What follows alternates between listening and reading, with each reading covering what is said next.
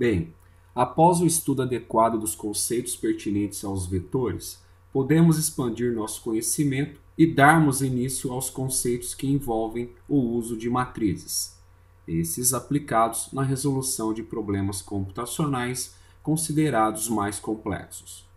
No mundo real, podemos também representar como uma matriz uma foto digital, obtida por meio de qualquer dispositivo, seja uma câmera digital convencional ou até mesmo uma câmera acoplada a um smartphone, onde a foto digital pode caracterizar uma matriz, a qual cada pixel endereçável da matriz corresponde a um elemento específico dessa mesma matriz, podendo variar dependendo da resolução da câmera, ou seja, quanto maior a resolução, maior será a quantidade de elementos, de pixels, dessa matriz.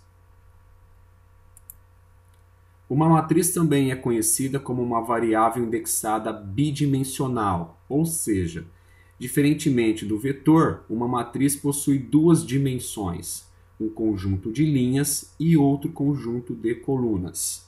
Esse tipo de variável é referenciada por dois índices, cada qual iniciado por 1, podendo variar dependendo da linguagem de programação adotada. Logo abaixo, apresentamos a sintaxe da declaração de uma matriz. Então, seção de declaração de variáveis, o identificador da minha matriz, o seu nome, vetor, a sintaxe padrão, abro colchetes, primeira dimensão de 1 a x, vírgula, segunda dimensão de 1 a x também, d, o tipo de dado que vai armazenar essa matriz. Nesse exemplo, declaramos uma matriz intitulada de M, a qual possuirá duas linhas e três colunas, para o armazenamento de elementos do tipo inteiro. Uma matriz pode ser considerada como uma tabela contendo elementos que servirão de base para diversos cálculos, como, por exemplo, uma planilha do Excel ou até mesmo uma tabela de um esquema de banco de dados relacional. Normalmente, os elementos de uma matriz são dispostos em linhas e colunas. Repare nos diversos exemplos de matrizes apresentados nesse slide. A matriz A possui duas linhas e duas colunas. Ela também é considerada uma matriz de ordem 2x2. Note que armazenamos 4 valores do tipo inteiro. A matriz D, por sua vez, é constituída por 3 linhas e 2 colunas, ou seja, ordem 3x2. Veja que nessa matriz armazenamos 6 inteiros. A matriz X, por sua vez, possui 3 linhas e 3 colunas, isso é, ordem 3x3. Repare que armazenamos 9 elementos do tipo inteiro. E por fim, a matriz intitulada de M é formada por 4 linhas e 4 colunas, uma matriz de ordem 4x4. Note que armazenamos 16 elementos, esses representados por um conjunto de valores binários. Considerando M como sendo o número de linhas e N o número de colunas. Quando M é diferente de N, dizemos que esta matriz é regular. Quando M é igual a N, dizemos que essa matriz é quadrada. O dimensionamento de uma determinada matriz é realizado respeitando a seguinte sintaxe. Então, o nome da minha matriz, a dimensão 1, que diz respeito ao número de linhas, e a dimensão 2, que diz respeito ao número de colunas, de o tipo dela. Ok? E aí eu tenho aqui, ó, na prática, a dimensão representa o intervalo de números de linhas e colunas. Então aqui, 5 linhas e 10 colunas. Voltando aqui. Novamente, sendo que a dimensão 1 e 2 representam o intervalo do número de linhas e colunas respectivamente. O nome diz respeito ao identificador da matriz, respeitando todas as regras já conhecidas no que se refere à nomeação de variáveis. E o seu tipo corresponde ao data type, ou seja, o tipo de dado que a matriz irá armazenar. Em uma matriz de ordem 5, ou seja, uma matriz quadrada 5 por 5, os elementos que se encontram nas posições linha 1, coluna 1, linha 2, coluna 2, linha 3, coluna 3, linha 4, coluna 4 e linha 5, coluna 5, constituem os elementos presentes na diagonal principal. Isso significa que o valor correspondente ao índice da linha é igual ao valor correspondente ao índice da coluna. Por outro lado, os elementos que se encontram nas posições linha 1, coluna 5, linha 2, coluna 4, linha 3, coluna 3, linha 4, coluna 2 e linha 5, coluna 1 constituem os elementos da diagonal secundária, ou seja, o somatório dos índices correspondentes às linhas e colunas devem ser igual a 6, isto é, a ordem da matriz mais 1. Aqui eu apresento para vocês um exemplo, o qual a gente implementa o uso de uma matriz 3x3. Então vamos ao enunciado.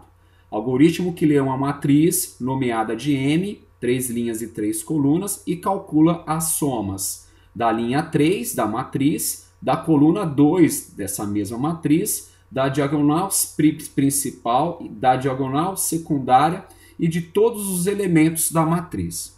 Como nós resolvemos esse problema, ou como a gente implementou esse algoritmo?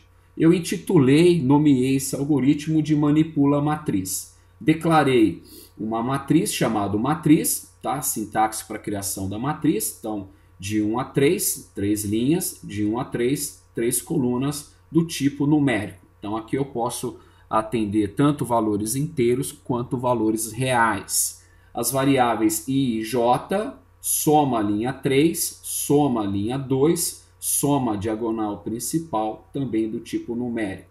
Soma diagonal secundária e soma tudo, numérico. Inicializei as variáveis, soma 3 recebe 0, soma coluna 2 recebe 0, soma diagonal principal recebe 0, soma diagonal secundária também recebe 0, soma tudo recebe 0. Na sequência, eu fiz o alinhamento de duas estruturas de repetição. Isso é necessário devido à manipulação de linhas e colunas simultaneamente na minha matriz. Então, para I de 1 até 3, faça. Para J de 1 até 3, faça. Leia a matriz índice I e índice J. Então, linha e coluna. Por isso que a gente alinhou duas estruturas de repetição. Soma tudo recebe o que eu tenho dentro de soma tudo, mais o elemento que está armazenado na minha matriz na posição I e J. Então, vou fazer isso, vou percorrer toda a minha matriz. Então, para cada elemento, eu vou somando e acumulando na variável soma tudo. Aí eu tenho a primeira condição aqui. Se conteúdo da variável I for igual a 3, então soma a linha 3 recebe o que eu tenho dentro de soma a linha 3 mais a matriz nessa posição, I e J. Então eu estou retendo os valores que estão presentes na linha 3 da minha matriz. Tem outra condição, se J for igual a 2, tá? Então soma coluna 2 recebe soma coluna 2 mais o elemento que esteja presente na matriz nessa posição de I e J. Ou seja, eu estou retendo, somando, acumulando todos os valores que estão presentes na coluna 2 da minha matriz. E aí a outra condição, se I for igual a J, então soma a diagonal principal recebe o que eu tenho dentro dela, mais o elemento que esteja armazenado na matriz na posição I e J. Tá? Na sequência, a última condição. Se J for igual a 4 menos 1, então ordem mais 1, menos a posição da linha aqui, soma a diagonal secundária, recebe o que eu tenho dentro dessa variável, mais o elemento da matriz nessa posição I e J. Tá? Então, eu estou retendo os elementos que estão presentes na diagonal secundária da minha matriz. Vou fazer isso percorrendo aí todos os 9 elementos da minha matriz e verificando o posicionamento de cada elemento, ok? Na sequência, eu finalizo aqui a condição o C, finalizo a minha estrutura de repetição interna, depois a externa, crio outra estrutura de repetição apenas para mostrar o conteúdo da minha matriz, após alimentá-la adequadamente e fazer os cálculos pertinentes. E por fim aqui eu apresento o resultado. Então escreva a soma de todos os elementos soma tudo. Vou apresentar o conteúdo dessa variável. Escreva a soma dos elementos da linha 3 apresenta o conteúdo da variável soma linha 3. Escreva soma dos elementos da diagonal principal apresenta o conteúdo da variável soma diagonal principal.